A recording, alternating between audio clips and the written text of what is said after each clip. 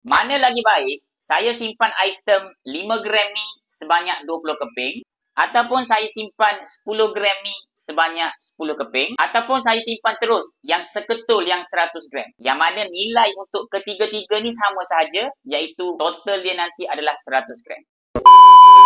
Jadi untuk tuan-puan nak tahu mana lagi baik, tuan-puan kena tengok video ni sampai habis supaya boleh jadi rujukan untuk masa akan datang. Yang pertama sekali tuan-puan, saranan daripada guru saya, Encik Muhammad Zulkifli Syafi'i, penulis buku Wang Emas. Kata beliau, tengok dari sudut matlamat. Contohnya Encik Baharul cakap, cikgu, saya nak simpan emas ni untuk saya mudah pajak, mudah jual, andai kata saya nak pakai duit sikit-sikit.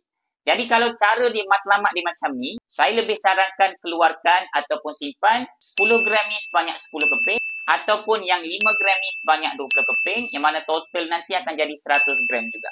Itu dari sudut kemudahan untuk pajak, untuk pakai duit sikit-sikit. Tapi kalau Encik Zahid cakap, cikgu, saya nak simpan emas ni untuk maksimumkan keuntungan. Yang mana saya tak nak gadai, saya nak simpan peram, lama-lama saya dapat keuntungan. Kalau begitulah hasrat Encik Zahid, saya nasihatkan untuk keluarkan yang 100 gram ini sebanyak sekeping. Sebab emas ni tuan-puan, makin berat dia punya gram, spread dia makin nipis. Bila spread dia makin nipis, potensi keuntungan kita makin lama makin meningkat.